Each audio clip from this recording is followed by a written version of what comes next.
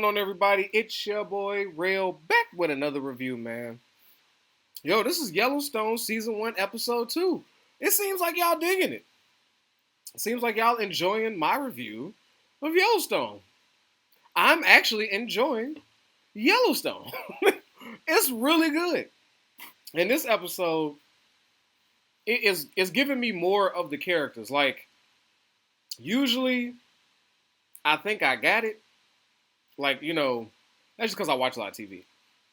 So when I'm first watching the characters, like that pilot episode, you get to know everybody, get to know their name, their character. I always tend to get like I know who this person is. I got this person wrapped up. I know this type of character. Boom, boom, boom. However, I've been spun. This episode. My initial reaction of Jamie was a sneaky, untrue to himself, that child, that sibling. Beth was the more free-spirited monster. Casey was the realist. He's the cowboy. He's the I'm not taking dad shit. And yeah, no. I no longer feel that way after watching episode 2. For a few reasons. Now, here we go. So, after that whole debacle, us losing Lee's dead and gone. And now it's the aftermath. Because Casey caught a body. And that's what they need to talk to Jamie about. Yo, that family is loved so much. His father runs so much of that town that the big wigs, the law people, the big lawmakers say, ew, we got our hands on something. Not looking good. Where your brother got killed, severed his spine. Boom, he was done, dropped. He can't use no weapon, let alone put 5 shots directly in a circle, wah, wah, wah, and then enter a final kill shot. This is some assassin level shit. How you gonna do assassin level shit? This motherfucker can't move shit. Severed. Yeah, that makes that, yeah. So self-defense, yeah, it looks a little rocky. How we gonna prove that he was there? It's no way. That means there was a third shooter. And then they're trying to piece together who that third shooter could be. So they're all talking to Jamie, knowing who the third shooter was. And because it's not self-defense, because the gunshot wasn't aimed toward him, it looks like you got it, murder. Now, I'm under the belief that it was self-defense. Because he kicked dude first to tend to his brother. And then his wife or girlfriend's brother upped the pistol to shoot him. But Casey was faster. That, to me, it's still self-defense. But Casey wanted to be this hardened, tough guy. I don't know whether it was the trauma of losing his brother, whatever. We're just not going to speak about it. Nobody's seen it. It is what it is. So he just made shit more difficult than it had to be. Okay. So now Jamie's got this information, and he's like, fuck. I know what needs to be done. We got to start moving quickly. And this is going to involve my father, who's not going to want to hear this shit. So Jamie goes to John. Jamie has the worst job.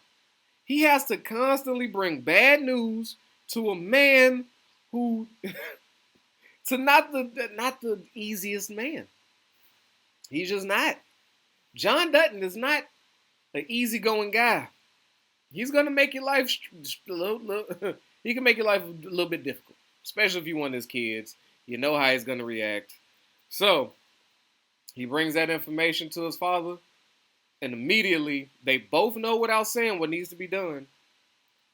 But it's some sacrilegious. You're gonna have to bury. We're gonna dig him up. We got to get rid. Lee is evidence. And if you don't want to lose Casey, we got to do something about Lee. We got to move his body. I don't know. But his body got to disappear. Because that's true. They're going to say, okay, we see the gunshot wound. We see what the reporter wrote, what the morgue guy wrote.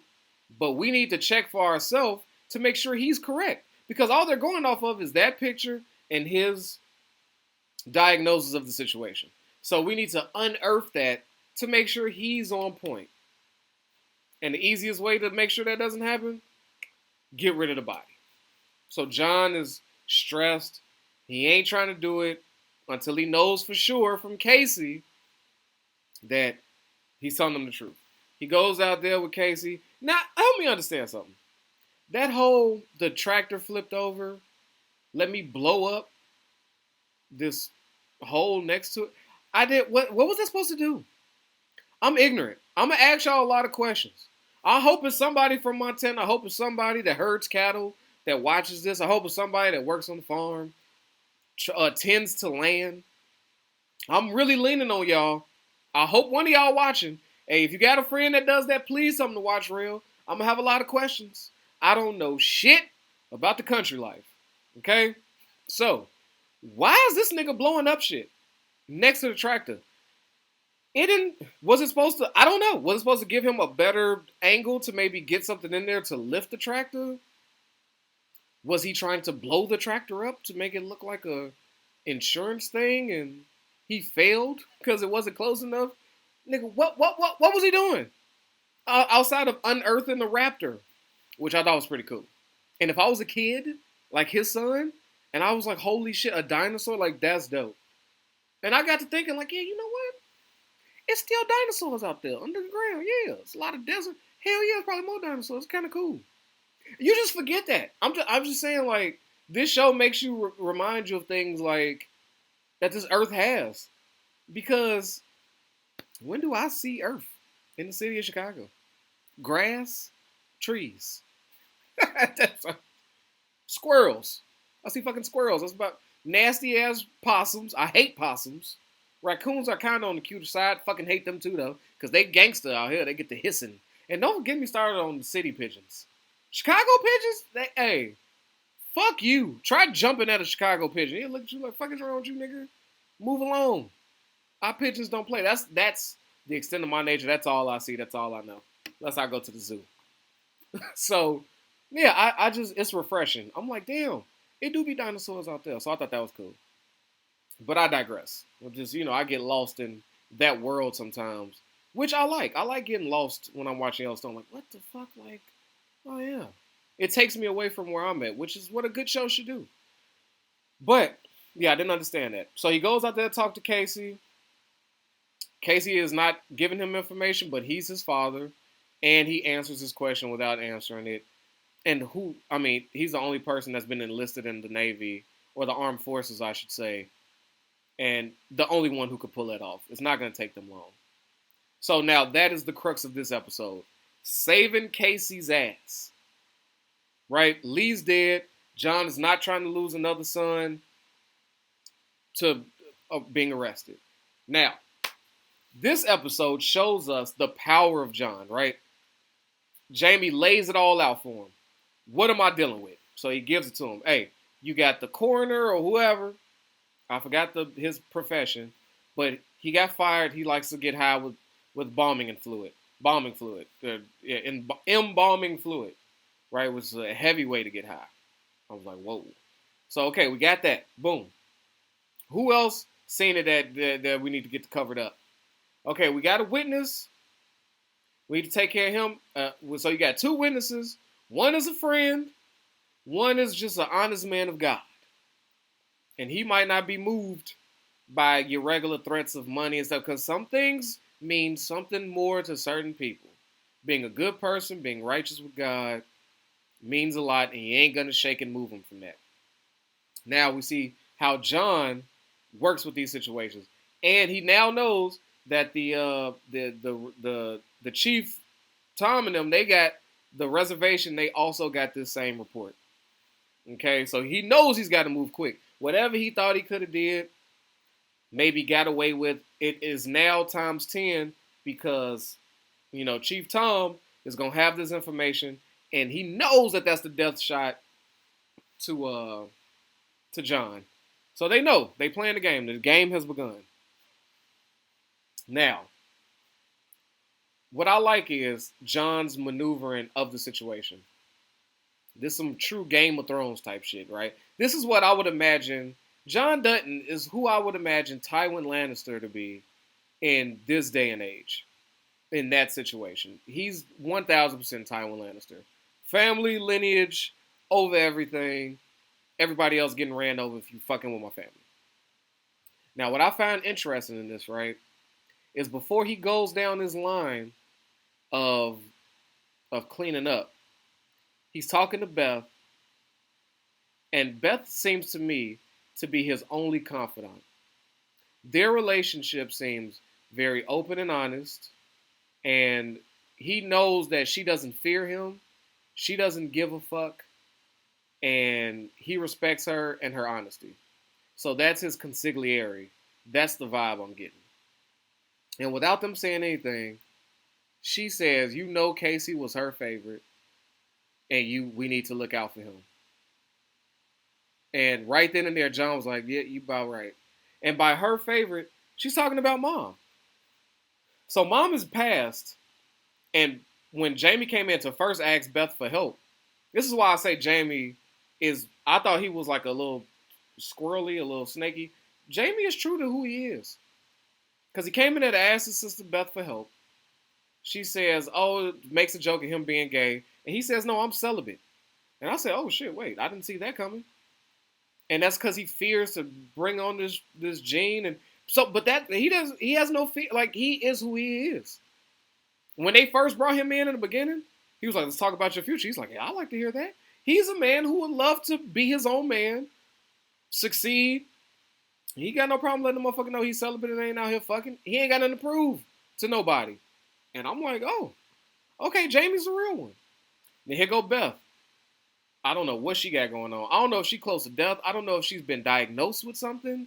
She's not sharing with people, but she's got a lot. She's got a fucking pharmacy next to the bed, and she's drinking. So I'm like, Beth is one of them. Right? Beth is one of them. I gotta be. She's dealing with some type of trauma. We don't quite know, but we know that the picture of the mom and the kids, I don't know quite who's on it. Everybody looks too young for me, but I would imagine it's something she don't want to see. And Jamie's like, look, if this house is too much for you, you need to get the fuck on if you ain't gonna help. And then as soon as he leaves, she knocks the mirror back down. So I'm like, oh, she got mommy issues. Between breaking that picture and saying, referring to mom as she, you know that he's her favorite. And that was the job that was left to us to make sure Casey's taken care of. We now know Beth wasn't mommy's favorite. And everybody knows that Casey was the chosen one, which lets us know Mom was another hard ass, just like John. Because there's mothers who you're going to go to, like any of y'all got siblings, you go to your mom's like, Mom, which one of us do you love more? Oh, I love you both equally. I love you for these reasons, but y'all love and blah. They give that bullshit mom answer. Everybody, but all the kids know who the favorite is. But you got certain mamas who just gonna be like, I love all my kids. I could never choose one. You're lying, Ma. We know who your favorite is, but it's cool. You gotta say that. So what's giving me the vibe is Beth's mom was not that mom. She was a 100 mama. Beth, I can't stand your ass. Jamie, you're a weirdo. Casey, this is my favorite. I love him. Lee is invisible or whatever. I don't know how she felt about her kids, but I feel like she's that type of lady. And to hold John down, you ain't no soft ass woman. So that's the vibe I'm getting about Beth and why she is the way she is.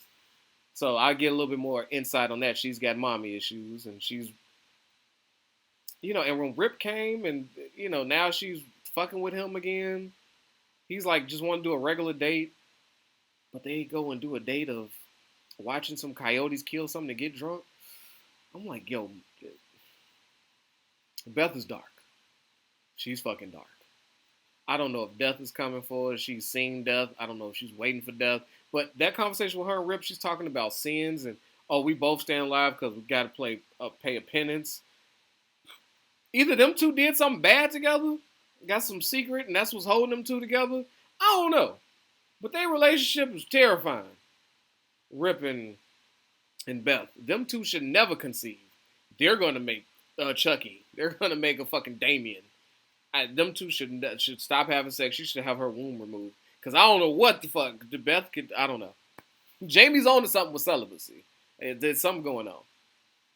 But yeah, so that was the Beth saga. of things. But yes, all that lets John know he got to get to work. I love John schmoozing up to his mans at the rodeo because it was a progression. This show showed us a progression of John Dutton, when it comes to his power and how he flexes it. Right, it gave us all the levels.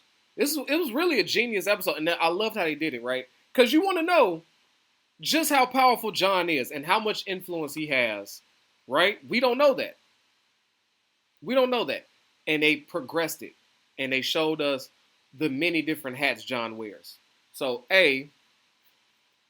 before he even kicks it off, when Jamie lets him know that the coroner or whatever is a drug, he does drugs, John, and he says, hey, what you want me to do? You want me to use that against him, try to pressure that?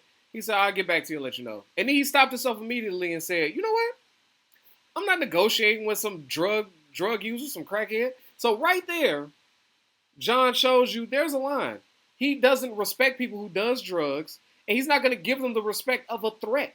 He's just going to go ahead and take that motherfucker off the board. I'm like, okay. He's I'm going to send Rip. So Rip is the take the motherfucker off the board guy.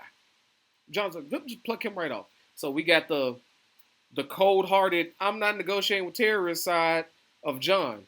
It is what it is. Okay, cool. Then when he goes to his homie at the rodeo, he shows you the negotiating, softer side. Hey, I do for you, do for me. We're good guys. You got me? Yeah, I got you. And that's why I love you. Shake hands. Mwah, mwah, we out of here. Right? That's that side of John. Very diplomatic. Pleasure to be around. Funny. Okay? I like that little line. You know, as a father with daughters and sons, as a father to a daughter, you try to keep your daughter from getting fucked, and you try to keep your sons from fucking themselves. And it couldn't be more true. Like, that is, he nailed fatherhood. In a sense. He fucking nailed it. I was like, that's genius. Short, sweet, to the point. Now, we also see the, what was the third side? Oh, the fucking dark manipulative side. So there was the guy, remember, that morals and church and all that. John went and said, okay, the regular shit ain't gonna work. We got to get to him through God. Well, since I ain't got a line to God, I got the next best thing. The priest. John goes to the priest and just gives him hey, I did a lot for you. Take care of this. And the priest, masterful. I don't know if the kudos to the priest is not given. I think that was very underseen. I don't know what y'all, but the way the priest, because I was like, how the fuck is the priest supposed to get this done for him? Son, if you don't do this, you're going to go to hell? Like, I didn't understand. But the way the priest broke it down, he sermoned to him, to that man, about the devil coming for the good folks, and we doing this, and we got to do what we got to do to protect us from the devils that come in, and what's most important. Fuck that man's up, and using it through God. Spoke right to him in front of the whole congregation, but right for him. So much so that the guy present said, hell, I feel like he was preaching me. And then he did that humble, well, yeah, I did. But you know, it just comes to me and whoever speaks to, and then boom, took him in right there to give him some holy advice. I said, fucking genius. You couldn't have wrote, beautiful. Beautiful play by the preacher. And John it's beautiful. That's the motherfucker you need on your side. A pastor that could preach the shit you need to get done, like, that's invaluable. Now you holding on to nigga spirits. That's different. Controlling the mind of somebody, we've seen it. Control the body of somebody, that's no problem. You can even manipulate somebody's heart. We've seen that. But to manipulate a motherfucker's soul, his connection to that's next level. Everybody can't touch the soul. And I thought that was very impressive. So kudos to the fucking priest. I ain't mad at him. But yeah, we see John will use so those are the levels of John in which he's willing to go to get this shit done. And he didn't want to dig up his son's body. He went against that. But he already pressed the priest, so why do we stop? Turned his son to ashes and buried him with mom. I was like, that's kind of rough. Yeah, so father shouldn't have to do that twice. Dig him up, do that. But John will do what he got to do. Also, what I found interesting. Because I want to talk about Casey. Casey's storyline is troubling to me. There's a lot of things I don't like about Casey. I thought he was a solid individual. I'm changing my mind on Casey. I want to talk about this Jimmy thing. Because I feel like Jimmy is showing me how one becomes a member of the Yellowstone gang and the living conditions. Like, we just see niggas with Y's on their chest, right? We see their loyalty to John. We don't know how they got there. We don't know we don't know the gang initiation. Do I get jumped in? How does this work? How do I become down with Yellowstone? How do I get branded? So by watching Jimmy, we see how it's done. How you join the Yellowstone gang, right? So apparently, once you've been claimed, you need to have some cowboy in you. So now Jimmy is the lowest level.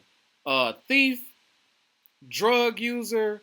We about to reform you into a useful member in this gang. So they said, okay, let's start by, I'm not finna try to break this wild ass horse that Casey brought over here. It was like a freight train. We learned about horses and how they got to be broken. Said, fuck it. Let's tape Jimmy to it. He don't even know how to ride horses. We gonna duct tape his ass there to where he can't fall off and make him ride this goddamn horse until the horse quits and says, you know what, I'll just let motherfuckers ride me. I guess, man, I don't know. I tried, I bucked, I'm tired. Jimmy getting flung like a rag doll, and I can't imagine how sore his nuts is. Are you motherfuckers crazy? Dude, how is your balls, how is your male member not destroyed? That's crazy. That shit looks painful. Do you wear a cup? Is there a cushion that you can put? Like, that shit, fuck that. Fuck that. That's wild. That, you cannot make kids for too long like that. No. That's the first thing I thought. I said, my balls, every time he was. So, but in that little thing, Rip was like, man, we can make a cowboy out of him yet. And you see John going, he'd have been quit if we weren't taping him up there. And remember, he's a favor.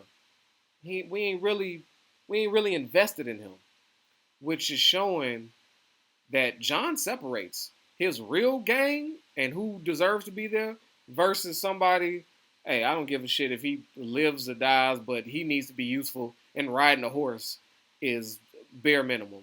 So I just need him for what I need him for. So I'm like, damn, that's kind of cold-blooded. And then we see the living conditions. Like, they all live together. Ain't no going back home, Jimmy. You got it caught up in here. They live on the land. They work this motherfucker. I'm like, wow, that's a hell of a gang. That's a hell of an employment. Like, you are staying on the thing. Now, what I didn't understand was that when they was about to whoop his ass for not taking a shower, which I agree with, and it seemed like prison rules. Like, don't nobody want a bunkie or a celly that stinks. Nigga, go take a shower. I'm not finna. You've been riding horses and shoveling shit, and then you come in here and not shower. Nasty. Now, I don't know if Jimmy's not showering because that brand is still fresh. Like, it's bloody and it's gonna hurt like hell. When you take a shower, oh yeah, it's gonna hurt. So I don't know if that's why he's avoiding it. But they stopped fucking with him when they saw the Y on his chest. Like, oh, he gang. That's right. Leave him alone. Do they not have Y's on their chest?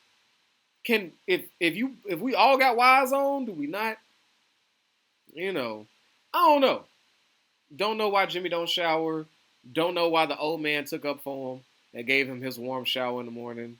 I didn't understand nothing that was going on in that cabin house. And I watched it twice. I rewound it and said, what am I missing?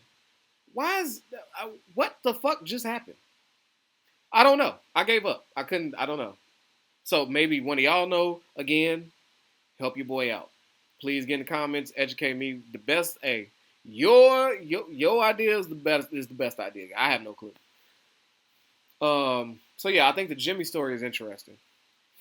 Because at the end of it all, he gained John and them respect, just a little bit of respect, and said, you know what, maybe we can make him a cowboy. Maybe Jimmy can be gang. I said, yeah, well, I hope so. Motherfucker done threw up, about to pass out. He went through a lot. Now, Casey. I thought I liked Casey But I don't like Casey now because he seems to me to be phony. Casey don't know who the fuck he is, don't know what the fuck he want to be, and it's just he too fluid for me. He's just too fake. He's with a woman who he swears he loves, and he's so in love with his child. But at the drop of a dime, he's ready to not use his father's resources to do nothing. Instead of trying to fix what he did to stay with his family, he calls up his old Navy partner so he could run away. He wants to go back into enlistment and then gives her the bullshit reason when she asks him, like, so why would you so easily leave? Like, why would you do? And he just says, oh, this living this life is too tough for me. I don't know how to be a dad and a husband that can't provide and did and she called him on his shit. You was just fine with being a broke ass horse trainer just a week ago. Now Pop's come around and you about to run. He's a coward. Casey's a coward. No, I don't respect no man willing to drop their family and leave like that without giving it a good, like trying to go for it. So that means, and he's like a pretend Indian. He wants to be a friend to the natives, to the indigenous folk. He wants to be a friend to them and open, and because that's his son's, that's part of his son's family, and but running away from what makes him him and his other half. So he's trying to disregard his side of the family. But I just don't understand. But then is willing to leave. Casey don't know what the fuck he wants to do. He's just a child playing at life. And I thought he was the guy. I don't know. I don't fuck with Casey right now. Like, he's going to have to spin it on me. Because Chief Thomas is like, and he's the king of mercy killings. As soon as he about to answer her question, a meth lab blows up. And Jamie was quick to shoot a motherfucker in the head. And when the chief came through, he said, I ain't going to use this one against him. You know what I'm saying? Because everybody's like, all right, he's a good dude. He's a good dude. And then they take him to the ceremonies and, letting them know, like, this is the side that, they just trying to get a gauge of each other. Like, I like you, but I'm going after your father. That's really what this is. And he's like, I don't like my father. We can't choose our fathers. But everybody's trying to tell him, bro, you're a Dutton. You're a Dutton. That's who you are. You ain't one of us. You is not this. You're pretending. You're playing. You're playing Indian. You're playing house. And that's what he's doing. And Casey has that to realize that. And that's frustrating for me. Because I thought I liked Casey. But, he's a coward. Can't respect that. And I can see where him and John's falling off. I can see that. But yeah, I'm very excited to watch episode 3 and see if all is covering up. See if what Chief Tom do. I know he ain't finna just give up. See what happens when they try to dig up that body. That should be interesting. And I know John's sitting on something. Because right now he's just playing a lot of cleanup. He ain't played Get Back yet. I want to see what Get Back look like. I want to see what a Dutton Get Back look like. So, should be very interesting. But with that, man, protect your health, yourself, your wealth. Your boy Rail is out of here. Peace. Yo, I know I don't need no introduction, but y'all know who it is, man. It's your boy Hollywood Rail. And I appreciate you for sliding through and watching these videos. But you know what I need from you? All right, if you ain't already, I need you to like this and subscribe this, man. We at 1,000 trying to get to 2, all right? Push it for your boy. Get them algorithms up. So when it come to that subscribe button,